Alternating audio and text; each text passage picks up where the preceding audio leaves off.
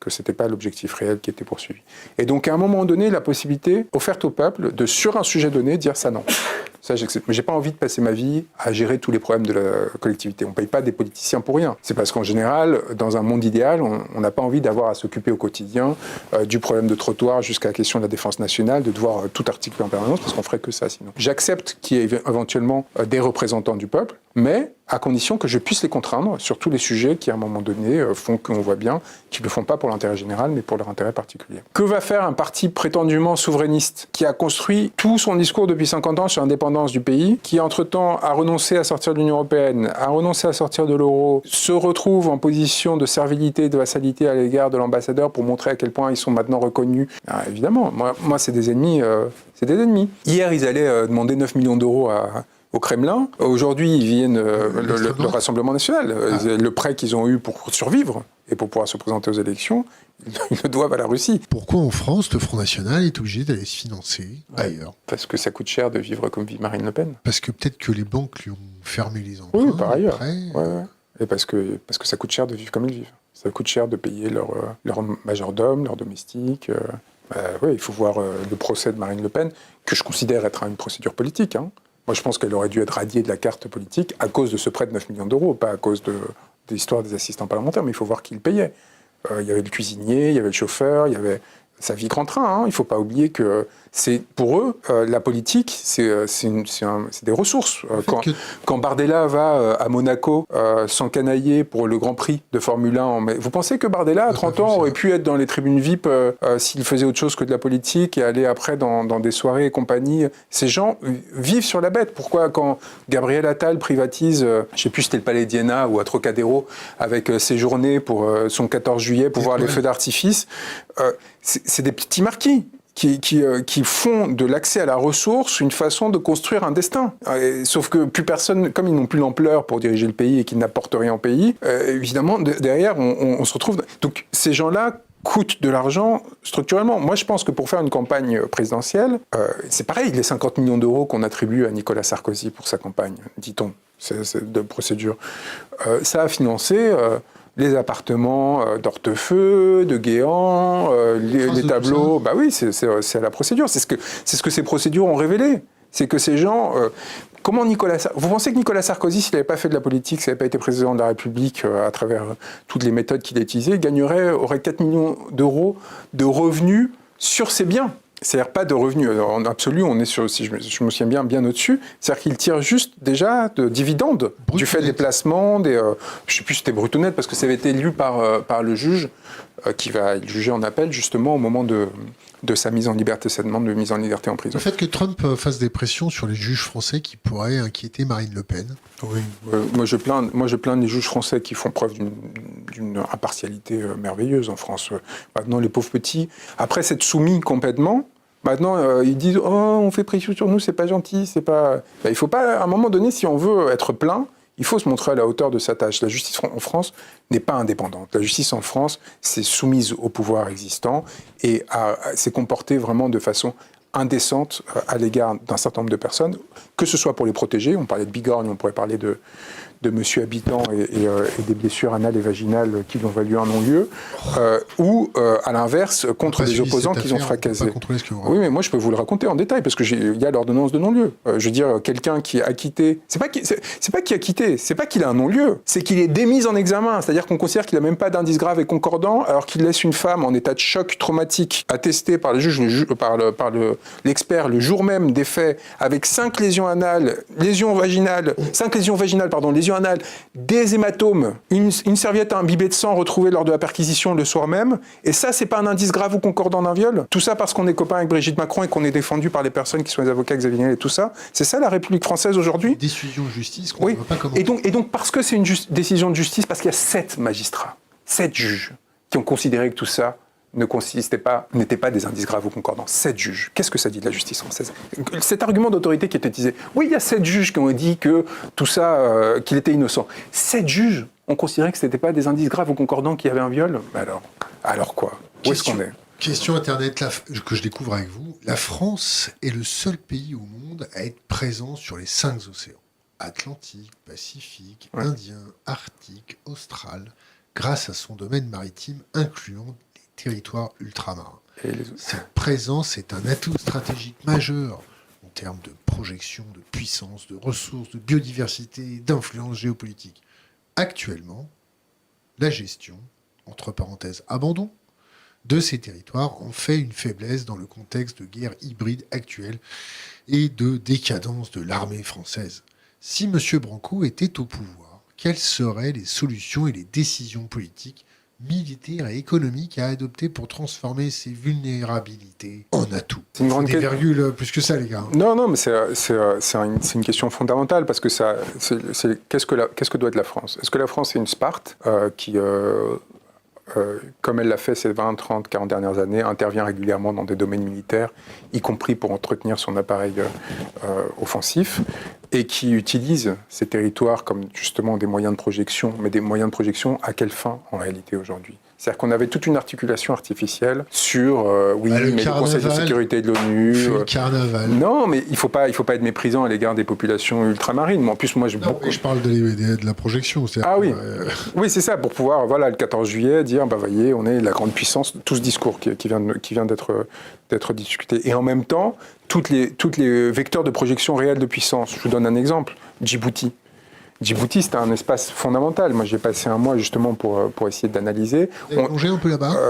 J'ai surtout traversé la mer Rouge pour aller au Yémen. J'ai failli plonger, mais ça n'aurait pas été très agréable. Il y a des pieds requins là-bas. Et l'île aux 7 frères, où j'ai dû passer 24 heures pour éviter les patrouilles saoudiennes.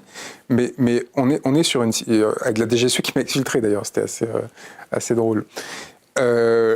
Pourquoi je parle de Djibouti? Djibouti, c'est une base de projection très importante au Moyen-Orient, justement dans un espace cardinal, parce que c'est ce qui permet d'accéder au canal de Suez et qui donc est le lieu de transport maritime par excellence. On était dominant, d'accord, parce que c'était une ancienne colonie, parce qu'on avait maintenu des accords de défense. Aujourd'hui, il y a 5 bases militaires. Les Chinois, même les Japonais y sont aujourd'hui, les Italiens, les Russes, et les États-Unis évidemment, et on se retrouve dans une situation où on ne pèse plus du tout en fait dans la région et on n'a plus de capacité à influencer, si ce n'est grâce encore à notre marine nationale qui nous permet de projeter des bâtiments pour escorter certains navires commerciaux, mais qui de toute façon se sont détournés de cette route et n'y reviennent pas. C'est intéressant, c'est-à-dire qu'ils continuent à passer par l'Afrique du Sud et le Cap de Bonne-Espérance. Et donc on est dans une situation où on ne sait plus pourquoi. En fait, on a ces territoires et on a bien vu que le Royaume-Uni, avec son Commonwealth, en fait, a beaucoup mieux géré la décolonisation que nous. Et il n'avait pas besoin de maintenir des colonies sur les 5 mers, sur les 5 océans, pour garder une forme de présence et de puissance géopolitique. L'autre enjeu, c'est que ces populations ne veulent pas leur indépendance aujourd'hui. La Guadeloupe, la Martinique, j'y vais très souvent. C'est des territoires qui se sentent français et qui ont envie de le demeurer. Donc il n'y a aucune raison de s'en défaire. Par contre, il faut réfléchir à une gestion complètement différente de ces territoires. Il faut arrêter d'envoyer des sous-préfets ou des préfets comme si c'était des gouverneurs coloniaux. Il faut développer, en fait, il faut leur donner une capacité de gouvernance locale, ou au moins que les fonctions régaliennes soient occupées par des gens qui viennent du territoire. Ça c'est la décision de départ la plus importante pour les ultramarins. Il faut qu'ils soient jugés par des gens qui habitent ces territoires, pas des gens qu'on dépêche là-bas tous les 3 ans. Il faut qu'ils soient dirigés par des préfets qui viennent de ces territoires. Ça, il faut qu'on sorte avec ce centralisme qui est complètement antidémocratique. Question Internet. Avec la durée des mandats, comment pense-t-il pouvoir mettre en place tous ces changements, entre parenthèses, quand il faisait référence à De Gaulle, fermez la parenthèse. Donc on change la durée des mandats. Et on 30 ans il faut une cohérence politique sur 15 à 20 ans. Donc il faut la possibilité d'avoir des mandats renouvelables de 7 ans, avec, par contre, mandat révocatoire. C'est-à-dire qu'à tout moment, le peuple peut décider de retirer son mandat à quelqu'un qui lui a donné. Et par ailleurs, les référendums d'initiative citoyenne et les mandats impératifs, c'est-à-dire la possibilité d'intervenir directement dans les affaires publiques. Sinon, on crée un étouffoir démocratique. Mais il faut de la continuité, évidemment. On ne peut pas prétendre que sur un mandat de 5 ans, les choses puissent être changées de façon... les fondamentaux de notre pays puissent être changés. Question Internet. Bonsoir Monsieur Branco. Abeille de la Ruche 46, J'ai lu le projet version 8 qui me paraît très complet et parfaitement radical pour créer une rupture avec le système actuel. Étant donné le nombre de propositions radicales visant directement les élites, n'avez-vous pas peur de vous faire disqualifier rapidement tellement le système est verrouillé. Ah oui, c'est sûr qu'on n'est pas Sarah Knafo, on n'a pas le droit dès 20h en ayant fait 0,75% aux élections. Elle n'est pas là pour se défendre. Mais Et elle je le sera, défends toujours j'imagine. les gens qui Mais sont c'est pas là sa pour faute. se défendre. C'est pas sa faute. C'est pas pour contre elle que je dis ça. C'est juste qu'on voit bien la façon dont est organisé l'espace public et le débat public en France. Donc il va falloir. C'est pour ça que c'est une responsabilité collective. C'est notre responsabilité à nous, à chacun d'entre nous. Par exemple, je vais vous donner des idées. Il y a des gens qui ont commencé à faire des shorts de mes vidéos et des entretiens comme celle-ci et à les disséminer sur TikTok. N'oubliez pas de mettre les sources à chaque fois et de nous soutenir sur Tipeee parce que c'est bien beau de nous diluer dans la masse internet, mais nous, on se prend la tête. Mais vous voyez, mais ça, et notre communauté nous finance pas pour rien, et donc il faut que ce soit un mouvement vertueux. Donc, mais cet instrument-là, en fait, c'est facile à mettre en place et ça permet de compenser les centaines de milliers ou millions d'euros qu'investissent dans les agences de com nos concurrents. C'est-à-dire qu'il faut en fait à chaque fois trouver par la base des moyens de dissémination de nos idées et c'est devenu possible. Je vous invite vraiment à lire le projet parce qu'il y a une cinquantaine de propositions sur les institutions à part entière, pour montrer en fait que ce soit sur la justice, sur la fusion du Conseil d'État, de la Cour de cassation et du Conseil constitutionnel en une instance unique avec la création d'un défenseur du peuple, toute une série de mécanismes en fait très détaillés. On pourrait faire un entretien sur ces seules modifications pour rendre le pouvoir au peuple. Comment on retrouve un pouvoir régalien sur notre monnaie?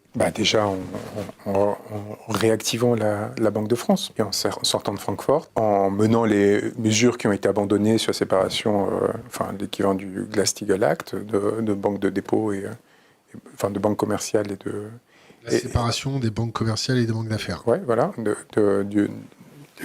des institutions financières, en créant un pôle public du crédit qui soit unifié. On sort des bêtises de la BPI qui ont justement financé la Startup Nation et de l'ego de son directeur qui pense qu'il est honorable pour un haut fonctionnaire, je parle de M. Dufour, que vous devriez inviter d'ailleurs, d'intervenir dans le débat public alors qu'il n'a aucun mandat pour le faire et alors qu'en fait il est censé agir pour l'État de façon neutre, avec un devoir de réserve, et qui donne des leçons du haut de ses salaires mirobolants. Voilà, je pense qu'il y a toute une série d'actions, là pareil, sur la question financière, avec justement le contrôle de change qui, à travers la sortie de l'euro, nous permettent de reprendre un peu la main sur les flux financiers et une définanciarisation de l'économie qui est devenue urgente et nécessaire parce qu'autrement, on sera les premiers à subir les conséquences de la prochaine crise qui va nécessairement intervenir. On pourrait parler de ce qui est en train de se passer là avec le caractère absolument délirant des valorisations boursières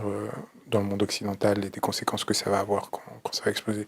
L'IBEX, donc par exemple l'équivalent du CAC 40 en Espagne, a pris l'équivalent des 20 dernières années en 6 mois de valorisation. C'est une folie.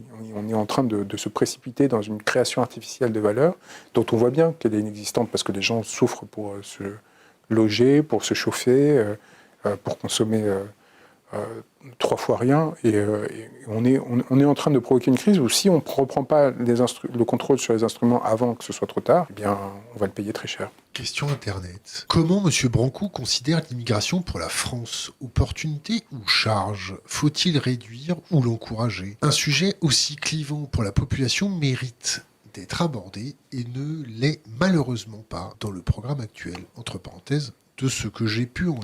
Oui, il l'est plus sérieusement que tous les autres, parce que dès qu'on sort de l'Union européenne, on reprend le contrôle sur les frontières et donc sur la politique migratoire. Et donc on rend la possibilité au peuple français de décider quelle politique il adopte sur ces questions. Ensuite, il y a la question qui est beaucoup traitée par Mme Knafo, à mon avis pas dans le bon sens, sur la politique de coopération.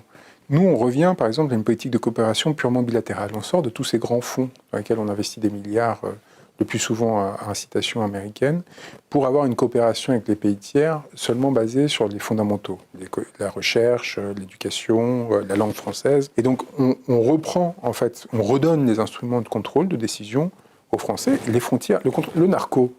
Pardon, mais c'est l'espace Schengen. C'est-à-dire qu'à un moment donné, il y a une déresponsabilisation collective sur le contrôle des frontières, donc les flux à la fois humains et de marchandises, et donc évidemment qu'on perd. Et c'est ça qui crée la crise aussi identitaire que connaît. Moi, je pense que la crise identitaire française, il y a 2 choses. La perte de contrôle sur les frontières, mais aussi la perte de contrôle sur notre appareil productif. Ce que je dis à chaque fois, c'est-à-dire que quand on consomme des produits qui n'ont plus aucun lien avec notre territoire, qui ne disent plus rien de ce qu'on est, quand on s'habille comme s'habillerait n'importe quel membre d'une classe moyenne mondialisée, on finit par ne plus se reconnaître. Oui, on finit par ne plus avoir d'identité en propre, et donc on cherche à se distinguer, on commence ça génère une angoisse de soi, une angoisse de la vie dans laquelle parce qu'il n'y a plus de dispositif de reconnaissance. De savoir qui fait partie de notre espace plus ou moins proche, qui est notre allié, qui est notre ennemi. Et donc on se retrouve dans cette situation où à un moment donné, on finit par vouloir projeter cette angoisse sous forme de violence à l'égard de tiers. Donc il y a toute une série comme ça d'éléments qui m'apparaissent fondamentaux. Et après, il va y avoir un travail très important à mettre en œuvre à l'égard des puissances de la Méditerranée. Je pense que la France comme puissance méditerranéenne, ça va être un vrai sujet. Pensez-vous être encore vivant en 2027 ? C'est une bonne question parce qu'il y a plusieurs formes de mort. Il y a la mort physique et il y a la mort sociale. C'est-à-dire la capacité à un moment donné à survivre à toutes les offensives réputationnelles. J'avais hésité en venant vous voir parce que beaucoup de gens ne savent pas qui je suis.